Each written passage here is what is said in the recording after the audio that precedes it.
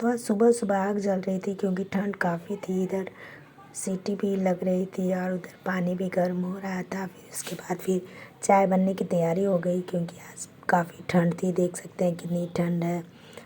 और फिर इधर चाय भी छान कर मिनी भाभी ले आई। फिर उसके बाद फिर हम लोगों ने मिलकर बैठकर सारे लोग चाय पिए। उसके बाद फिर कुहासा इतनी छाई हुई थी आज की कुछ भी दिखाई नहीं दे रहा था। आज ठंड फिर काफ़ी बढ़ी हुई है। धूप तो कहीं दिखाई नहीं दे रहा है। उधर गुलाब भी बहुत प्यारे प्यारे खिले हुए थे। अभी गुलाब बहुत खिल रहा है। मेरे पौधों में गुलाब बहुत प्यारे प्यारे आए हुए हैं। जिधर देखो फूल खिले हुए रहते हैं, बहुत अच्छा लगता है। देख सकते हैं कितने सारे उड़हल का फूल भी आया हुआ था।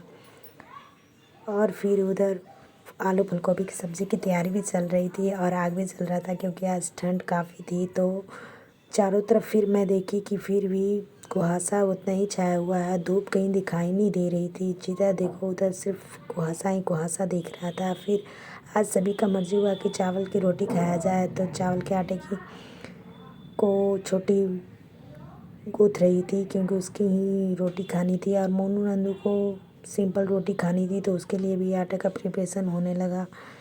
फिर उसके बाद फिर आज आलू फूलगोभी की सब्ज़ी बननी थी, तो उधर दाल चढ़ाई गई और फिर इधर सब्ज़ी भी बन रही थी। आलू फूलगोभी की सब्ज़ी नंदू की मर्ज़ी थी कि आलू फूलगोभी की सब्ज़ी खाएं, तो फिर उसके लिए प्रिपरेशन होने लगा और सब्ज़ी बनने लगा। उसके बाद कल एकादशी है, तो बिना आज हम लोग के यहाँ लहसुन प्याज की सब्ज़ी बन रही है क्योंकि कल खरतीला एकादशी है। तो हम लोग के यहाँ आज सभी लोग नहा खा करते हैं, तो उस दिन हम लोग के यहाँ एक दिन पहले से ही कुछ लहसुन प्याज नहीं खाते हैं। तो उधर रोटी बन रही थी। फिर सभी की मर्जी हुआ नींबू वाला चाय पीने के लिए, तो अजवाइन वाली चाय बनने लगी। फिर मैं चाय पीने लगी, दूध भी आ चुकी थी।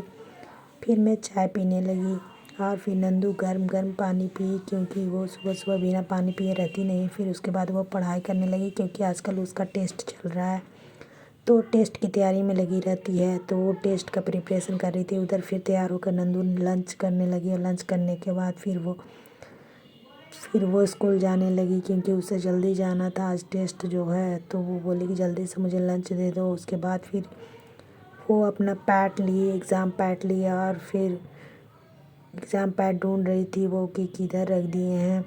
तो वो ढूंढ कर फिर एग्ज़ाम पैड लिया और पेन लेकर फिर वो एग्ज़ाम के लिए स्कूल चली गई।